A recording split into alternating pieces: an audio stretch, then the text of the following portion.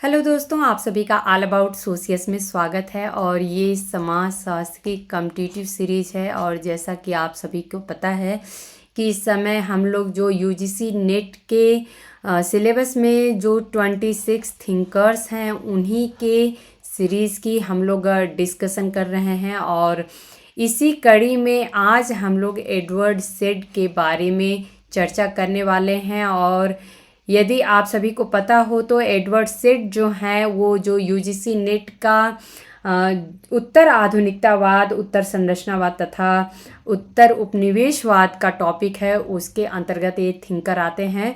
तो आज हम लोग इनके बारे में चर्चा करने वाले हैं। यहाँ पे आप लोग एडवर्ड सेड की इमेज देख सकते हैं। चलिए अब इनके बारे में हम लोग समझ लेते हैं कि आखिर में इन्होंने समाज शास्त्र को क्या अपना कंट्रीब्यूशन दिया है। हालांकि ये अगर देखा जाए तो प्योरली एक समाज शास्त्री नहीं रहे हैं। तो आखिर में इनके किन कॉन्सेप्ट्स को हम लोग अपने समाज शास्त्र में पढ़ते हैं, फिर भी अगर ये समाज शास्त्री ना होते हुए भी अगर हम लोग इनको समाज शास्त्र में पढ़ते हैं तो आखिर में इसके पीछे रीज़न क्या है, समाज में इन्होंने कौन से कंट्रीब्यूशन दिए हैं, अपने योगदान दिए हैं, या फिर समाज को समझने में इन्होंने अपने कौन से विचार प्रस्तुत किए हैं, तो इसको आज हम लोग समझेंगे। एडवर्ड सेड, सबसे पहले इनका हम लोग एक ब्रीफ समझ लेंगे। एडवर्ड सेड, इनका टाइमलाइन आप लोग देख सकते हैं, 1 नवंबर 1935 से 24 सितंबर 2003 तक एक फिलिस्तीनी अमेरिकी अकादमिक रहे हैं, साहित्यिक आलोचक रहे हैं और राजनीतिक कार्यकर्ता थे। तो यहाँ पे जो सबसे पहला फैक्ट से ये निकल के आता है कि ये एक फिलिस्तीनी अमेरिकी थे। कोलंबिया विश्वविद्यालय में साहित्य के प्रोफेसर के रूप में वह उत्तर औपनिवेशिक अध्ययन के संस्थापकों में से थे।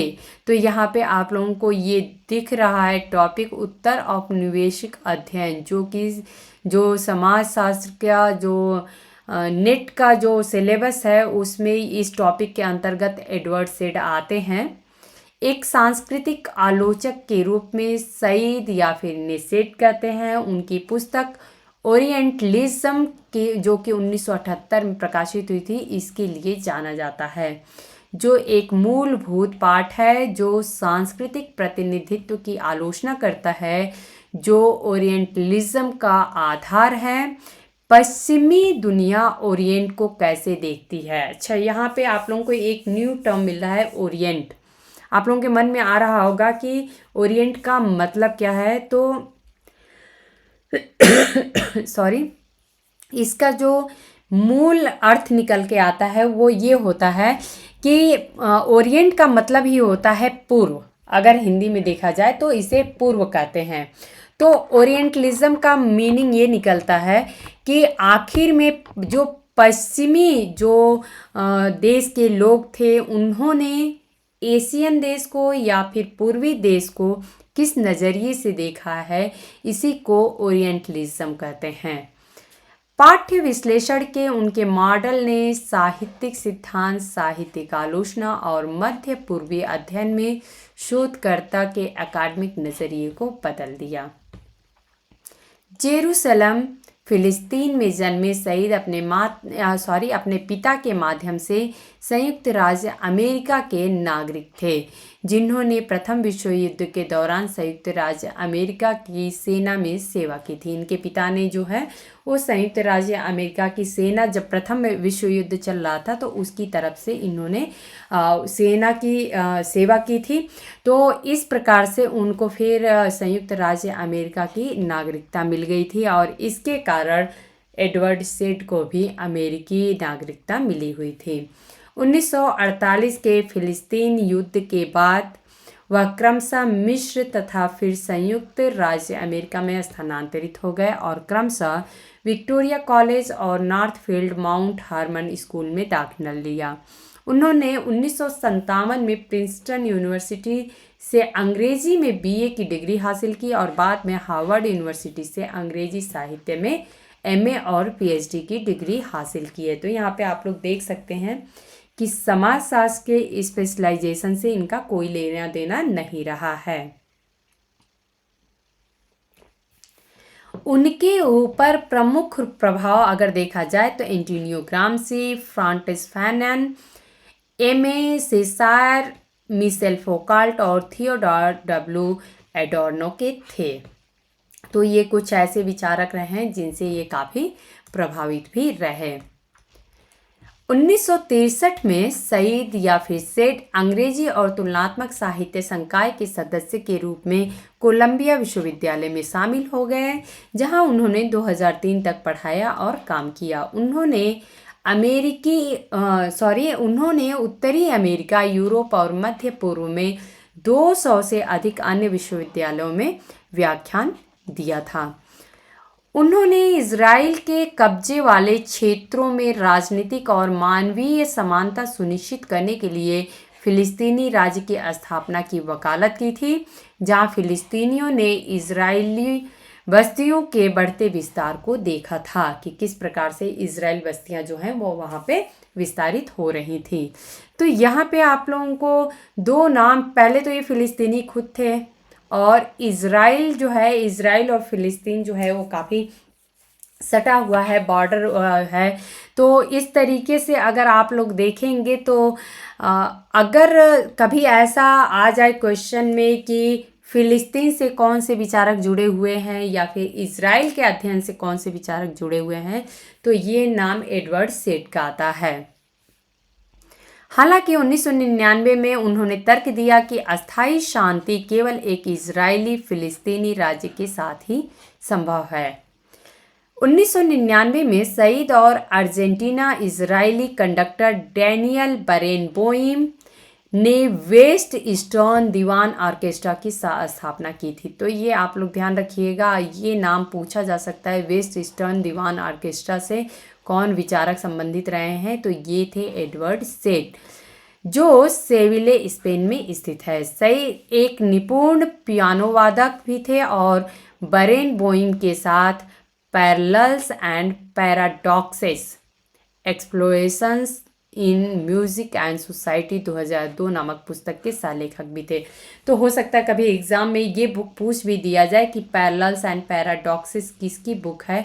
ये एडवर्ड सेड ने भी इनके साथ में, किनके साथ में, बरेनबोइम के साथ में मिलके लिखा था, जो न्यूयॉर्क शहर के कार्नेगी हॉल में संगीत के बारे में उनकी बातचीत और सार्वजनिक चर्चाओं का एक संकलन है। तो ये तो कुछ इनके बारे में हम लोग एक ये बोले कि शॉर्ट में समझ लिए कि इन्होंने आखिर में क्या क्या किया है। अब इनकी प्रारंभिक जीवन को देख लेते हैं।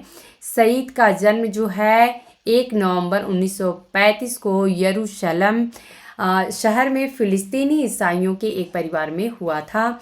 उस समय फिलिस्तीन के लिए ब्रिटिश शासनादेश के तहत उनके माता पिता का जन्म ओटोमन साम्राज्य में हुआ था।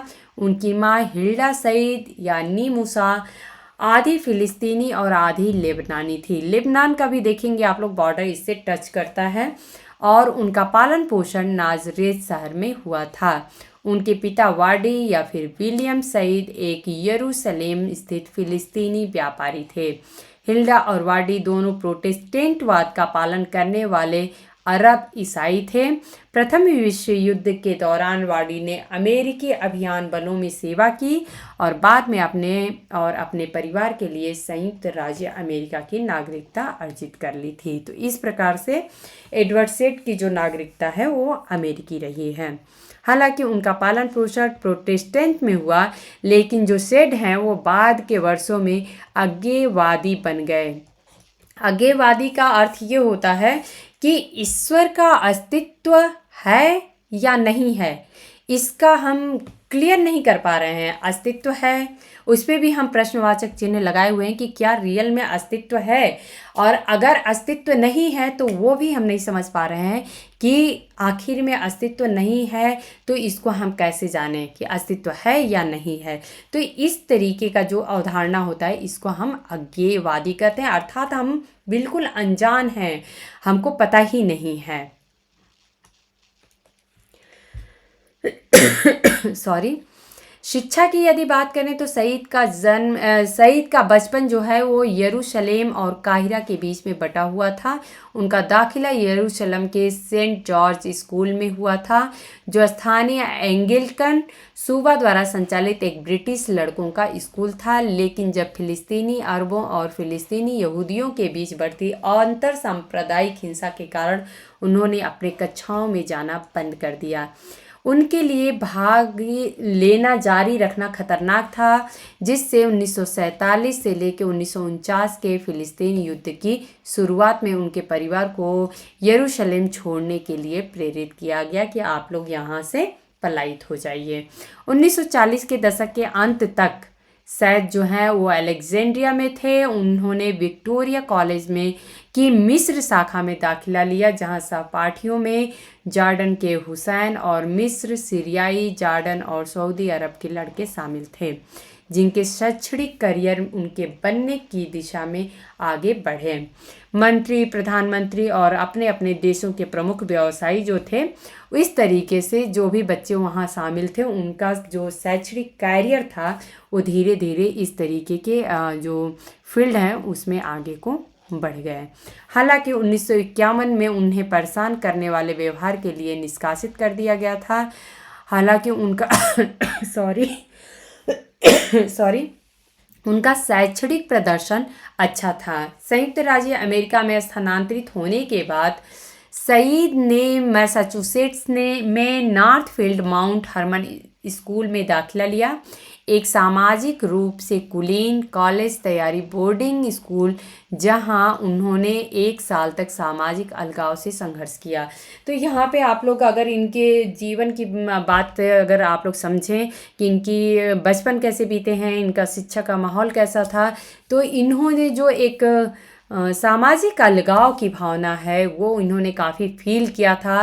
और जैसा कि आप लोगों को यहाँ पे समझ में आ रहा होगा कि ब्रिटिश का एक आधिपत्य देखने को मिलता था, तो इसलिए वहाँ पे आप लोग अगर जब ओरिएंटलिज्म की बात करेंगे कि किस प्रकार से इन्होंने जो इनका कॉन्सेप्ट है ओरिएंटलिज्म का, तो उसके लिए जाने जाते हैं। और इसी में इन्होंने बताया है कि किस प्रकार से जो पश्चिमी देश हैं वो पूर्वी देशों को हे दृष्टि से देखते हैं, या फिर ये मान के चलते हैं कि उनके अंदर जो पूर्वी देश हैं उनके अंदर अपने को विकसित करने की क्षमता रही ही नहीं।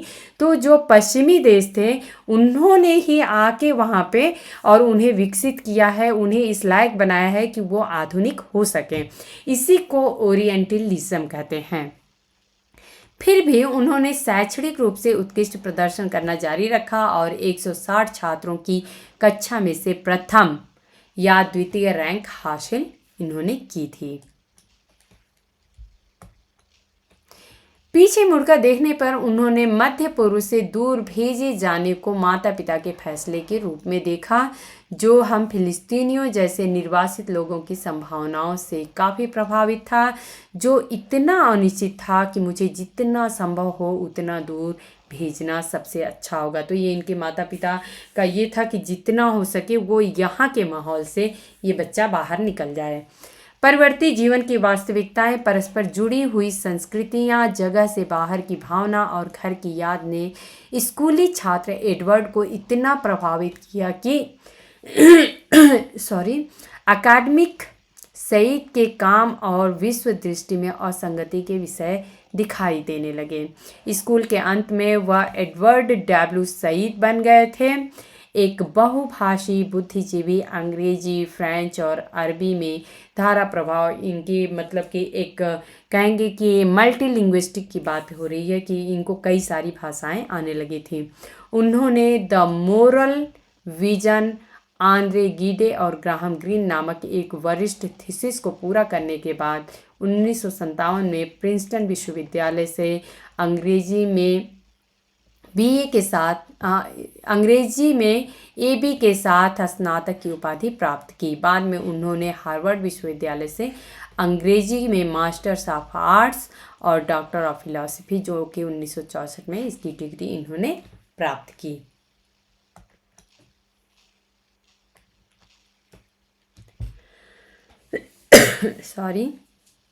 आजीविका की यदि बात करें कि आखिर में इनका कैसा कैरियर रहा, तो 1963 में सईद अंग्रेजी और तुलनात्मक साहित्य संकाय के सदस्य के रूप में कोलंबिया विश्वविद्यालय में शामिल हुए, जहां उन्होंने 2003 तक पढ़ाया और काम किया। 1974 में वह हार्वर्ड में तुलनात्मक साहित्य के विजिटिंग प्रोफेसर थे। 1975 से 76 की अवधि के दौरान वह स्टैनफोर्ड विश्वविद्यालय में व्यवहार विज्ञान में उन्नत अध्ययन केंद्र के फेलो थे।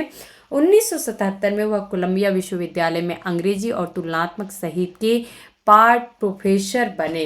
तो यहाँ पे इसको कट कर दीजिएगा आप लोग। और बाद में मानविकी में ओल्ड डोमिनियन फाउंडेशन के प्रोफेसर थे और 1979 में जॉन्स हॉपकिंस विश्वविद्यालय में मानविकी के विजिटिंग प्रोफेसर थे। सईद ने येल विश्वविद्यालय में विजिटिंग प्रोफेसर के रूप में भी काम किया। तो यहाँ आप लोग देख सकते हैं बड़ी बड़ी जो भी यूनिवर्सिटीज़ रही हैं उससे इनका नाम जोड़ के हमें देख सकते हैं। कोलंबिया विश्वविद्यालय, स्टैनफोर्ड यूनिवर्सिटी, येल यूनिवर्सिटी और उत्तरी अमेरिका, यूरोप और मध्य पूर्व में 200 से अधिक अन्य विश्वविद्यालयों में व्याख्यान इन्होंने दिया था। 1992 में सईद को पूर्ण प्रोफेसर के रूप में पदोन्नत किया गया था। इसको आप लोग कट कर दीजिएगा। एक मिनट, ये पूरा कट कर दीजिएगा। सईद ने मॉडर्न लैंग्वेज एसोसिएशन के अध्यक्ष के रूप में PEN के कार्यकारी बोर्ड में और अमेरिकन एकेडमी ऑफ आर्ट्स के सदस्य के रूप में कार्य किया था। चूँकि ये जितने भी आप लोगों को सोर्सेज दिख रहे हैं ये मैंने विकीपीडिया से लिए हैं, तो इसके लिए कहीं कहीं से कुछ आप लोगों को अगर मिस टाइपिंग टाइप का या मीनिंग न समझ में आए, ऐसा आप लोगों को कुछ वर्ड मिल सकता है। बट आप लोगों को ओवरऑल ये समझना है कि आखिर में मीनिंग क्या इसका मिल रहा है, क्योंकि मैंने बहुत ट्राई किया कि हिंदी में कंटेंट मिलने के लिए तो नहीं मिल रहा है। इसके लिए हमें जो ट्रांसलेट करते हैं उसी का सहारा लेना पड़ता है, क्योंकि इंग्लिश में देखें तो बहुत ज़्यादा थिंकर्स के बारे में कंटेंट अवेलेबल हैं, बट हिंदी में उतना ज़्यादा अवेलेबल नहीं रहता है। अगर हमें किसी भी थिंकर्स के बारे में बहुत ही डिटेल में समझना है तो फिर मुश्किल हो जाती है। तो इसके लिए मेरी अपनी तरफ से ये कोशिश है कि जितना हो सके आप लोगों के पास कंटेंट मैं अवेलेबल कराऊं, ताकि आप लोगों की भी किसी भी थिंकर से रिलेटेड जो नॉलेज है वो रिच हो। Letters, royal society of literature, council of foreign relations और अमेरिकन फिलोसॉफिकल सोसाइटी। 1993 में सईद ने BBC का वार्षिक रीथ लेक्चर प्रस्तुत किया था। तो ये जो रीथ लेक्चर है वो आप लोग यहाँ पे देखेंगे कि 2011 में प्रकाशित हुआ था, जो कि इनके मरणोपरांत रहा है। एक 6 व्याख्यान श्रृंखला का शीर्षक बौद्धिक प्रतिनिधित्व था, जिसमें उन्होंने समकालीन समाज में सार्वजनिक बुद्धिजीवियों की भूमिका की जांच की थी और इसे ही BBC ने जो है वो 2011 में प्रकाशित किया था। अपने काम में सईद अक्सर सांस्कृतिक संग्रह, ये आप लोग ध्यान रखिएगा, के शब्द और अवधारणा पर शोध करते हैं। खासकर अपनी पुस्तक संस्कृति और साम्राज्यवाद, ये पुस्तक बहुत ही ज़्यादा इम्पॉर्टेंट है। हिंदी में इसको संस्कृति और साम्राज्यवाद कहते हैं, इंग्लिश में इसका नाम जरूर आप लोग याद रखिएगा, कल्चर एंड इम्पीरियलिज्म। तो ये आप लोग ज़रूर याद रखिएगा, क्योंकि इंग्लिश टर्म में ही हिंदी में भी पूछ दिया जाता है। तो कल्चर एंड इम्पीरियलिज्म 1993 में इन्होंने जो सांस्कृतिक संग्रह शब्द है या अवधारणा है, इस पे इन्होंने काम किया है। उनका कहना है कि सांस्कृतिक संग्रह एक प्रमुख स्थल है जहाँ शाही विषय में निवेश विकसित किया जाता है और इन अभिलेखागारों में कथाएं, इतिहास और यात्रा कहानियाँ जो होती हैं वो शामिल की जाती हैं।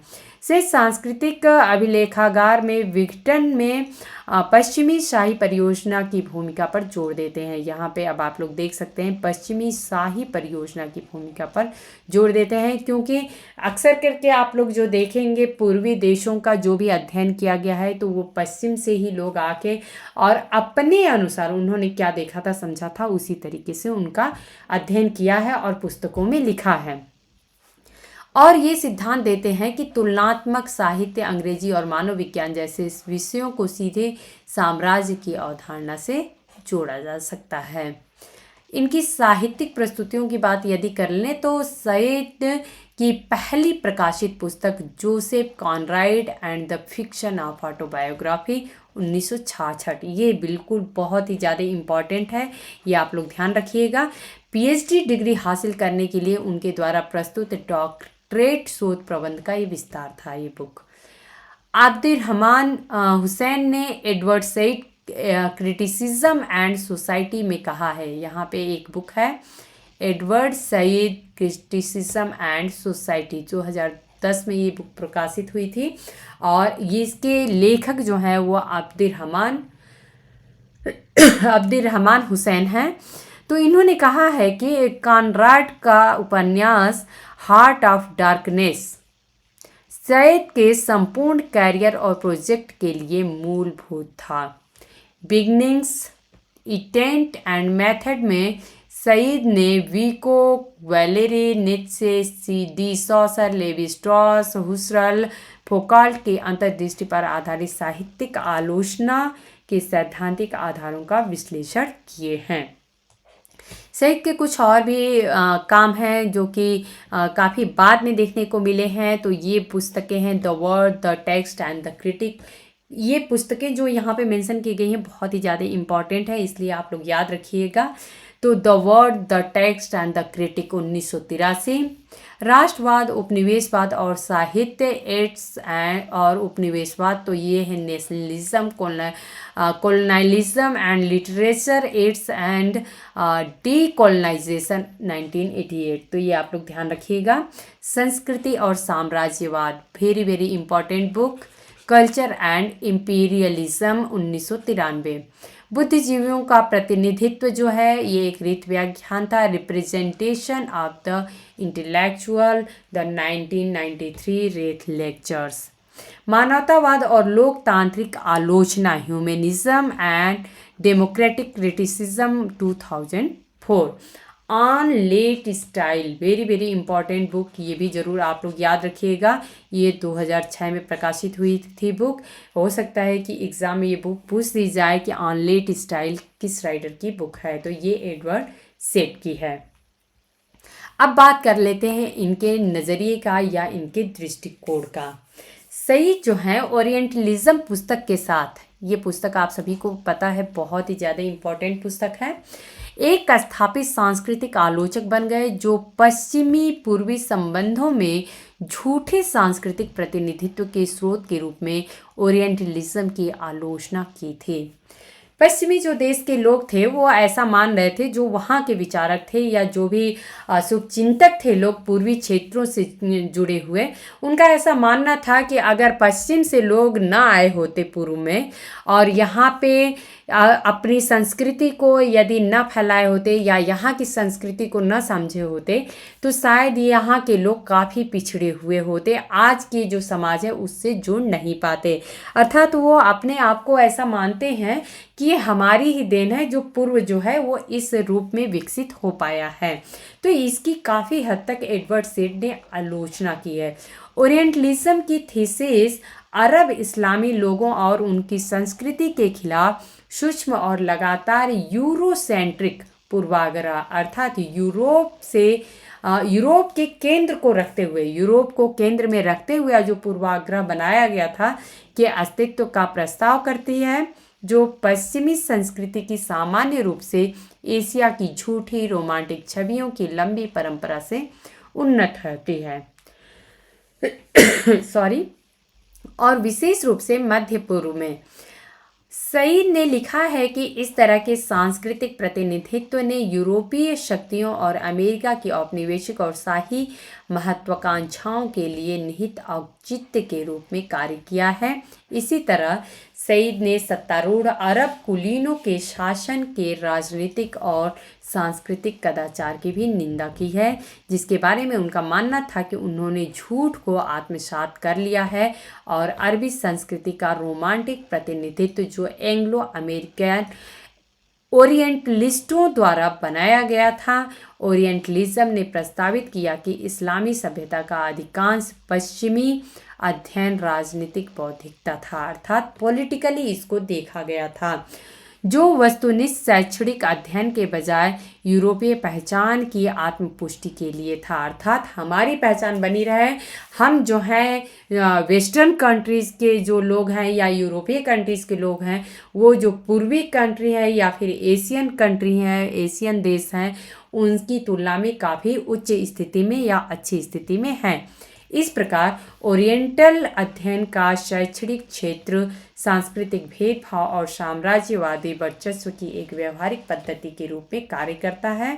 यानी पश्चिमी ओरिएंटलिस्ट ओरिएंटल की तुलना में ओरिएंट के बारे में अधिक जानते हैं। ओरिएंट यानी मैं आप लोगों को पहले ही बता दी हूँ, जो पूर्व है उसी को ओरिएंट कहते हैं। तो जो पूर्व के देश हैं उनके लोग जो हैं वो ओरिएंटल हो जाएंगे और ओरिएंटलिस्ट जो है वो विचारधारा हो गई।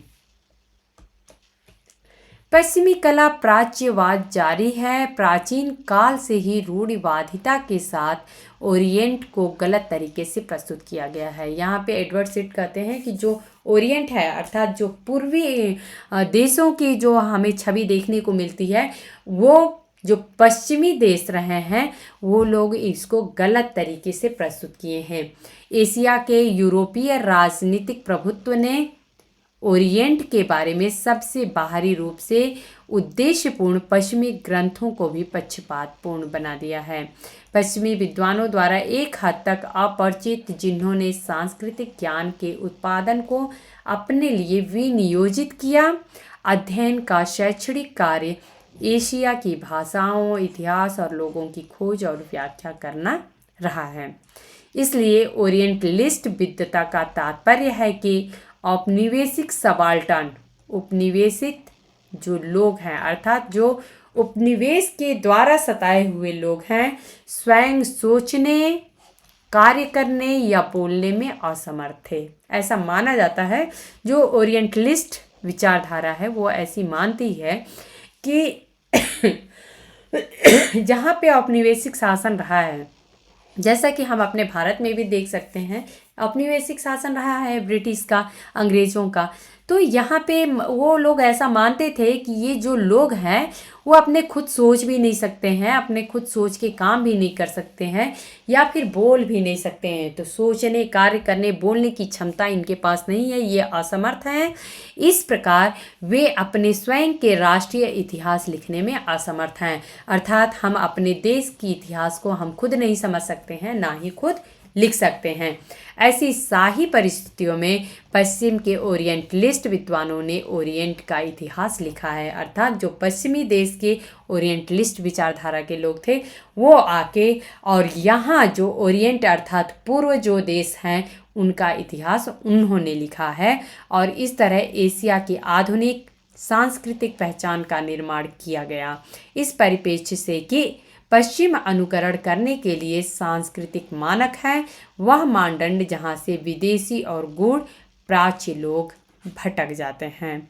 तो यहाँ पे कुल मिला के एडवर्ड सिड का जो नज़रिया था वो यही था कि जो पूर्वी देश हैं वो अपने आप में बिल्कुल समर्थ नहीं है। इस तरीके की विचारधारा या इस तरीके की अवधारणा जो है वो जो पश्चिमी या ये बोले यूरोपीय जो विचारक रहे उनके मन में ऐसा रहा और उन्होंने ये चीज़ बताने की कोशिश की कि आप अपने खुद के देश को समझने में या अपने देश की संस्कृति को, अपने कला को, अपने इतिहास को समझने में समर्थ नहीं हैं, उसको हम आके समझे हैं। तो इस प्रकार से जो ओरिएंटलिज्म का कॉन्सेप्ट है ये एडवर्ड सिड की सबसे ज़्यादा जो इनकी मुख्य कॉन्सेप्ट्स हैं उसमें मानी जाती है। अभी इनको कुछ ऑनर्स और अवार्ड्स मिले हैं वो देख लेते हैं। तो बॉर्डोइन प्राइज़ हार्वर्ड यूनिवर्सिटी से मिला है। He twice received the Lionel Trilling book award, ये 2 बार इनको मिला है। यहाँ पे आप लोग देख सकते हैं एक बुक जो है इसके लिए भी इनको मिला है, beginnings, intention and method. Wellek prize of the American comparative literature association, the inaugural Spinoza lens prize इनको मिला है। Lannan literacy award for lifetime achievement in 2001, तो 2001 में इनको लैनन लिटरेसी अवार्ड भी दिया गया था।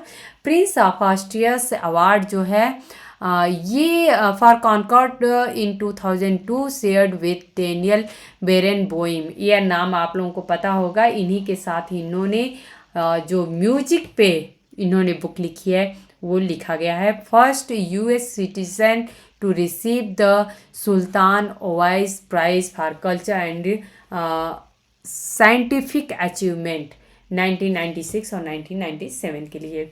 The autobiography out of place, ये आप लोग देख सकते हैं, एक बुक है। वाज बेस्टोड 3 अवार्ड, इसको 3 अवार्ड दिया गया था। The 1999 new yorker book award for non fiction, 1999 में न्यू यॉर्कर बुक अवार्ड इसके लिए दिया गया था। ये अपने आप में बुक बहुत ज़्यादा इंपॉर्टेंट है। आउट ऑफ प्लेस, यह मैं आप लोगों को इमेज भी इसका फ्रंट कवर में दिखाऊंगी। इसी के लिए 2000 में एनिसफील्ड वोल्फ बुक अवार्ड भी मिला था नॉन फिक्शन के लिए।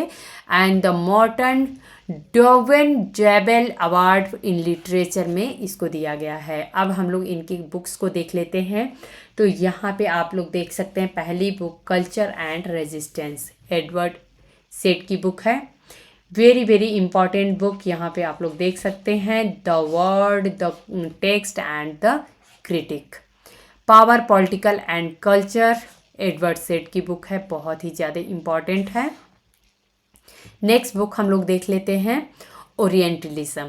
इस बुक के लिए ही इनको समाजशास्त्र में जाना जाता है। तो यहाँ पे आप लोग देख सकते हैं, western conceptions of the Orient, ये ओरिएंटलिज्म इनकी बुक है।